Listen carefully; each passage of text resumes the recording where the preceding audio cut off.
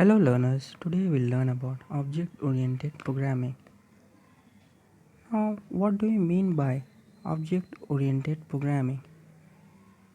In object-oriented programming, the program focuses on the data aspect of programming. That is, the program is divided into classes and objects. Now, we have heard about procedural programming languages. Now, procedural programming languages focuses on the logic aspect of programming. The program is divided into parts called functions. Now, you can understand what is the difference between procedural and object-oriented programming by seeing these two examples. Now, let us see the first example. Now, in the first example, we can see that a customer withdraws, deposit and transfer his money.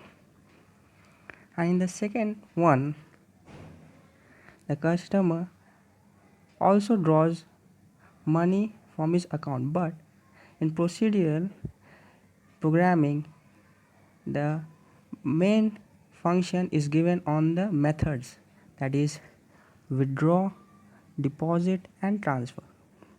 But in object-oriented programming, the main concept is given on the data, that is customer, money and account. Now let us see the second example.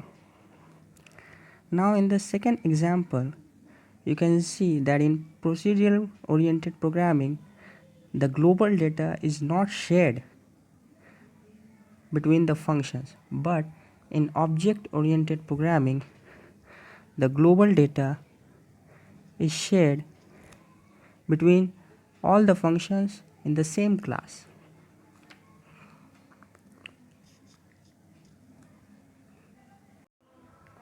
So I've told you that withdraw, deposit, transfer are called functions or methods in procedural programming, and customer, money, account are called data members or instant variable in object oriented programming.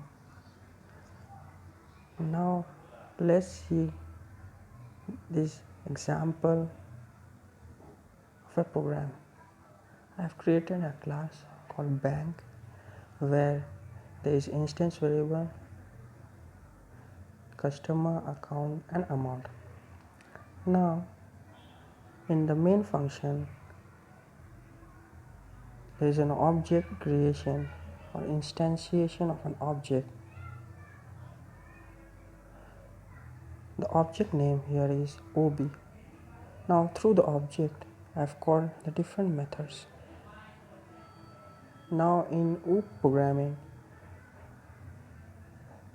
the data is shared among all the objects of the class. Now let us see some examples of procedural programming languages and object-oriented programming languages.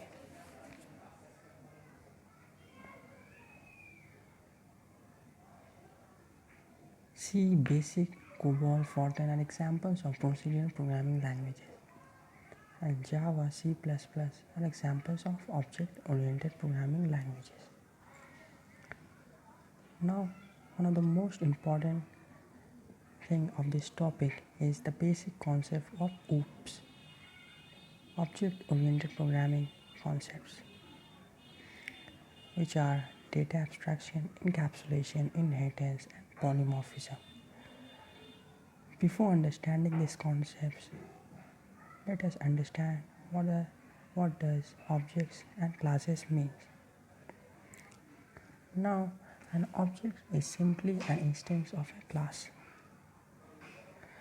Now, instance simply means an element because an object is created from the class. I have shown in the previous example where the object is created by writing first the class name bank, then OB, then new operator, then again the class name. This is called instantiation. That's why object is called an instance of a class. Now an object has its states and behaviors. For example, a ball has states, color, size, and behaviors that it can bounce. A dog has states, color, name, breed, and it has behaviors, barking, eating, etc. Now, what do you mean by classes? A class is a blueprint, that is a prototype. It simply means that from a class we can create an object that is, it describes the states and behavior of the objects, the classes.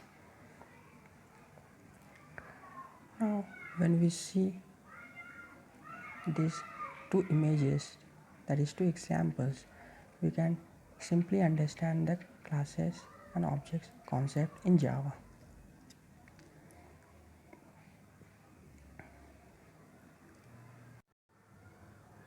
Now when we see the first example of classes and objects in Java, there is a class car defined and there are three different objects, that is three different cars.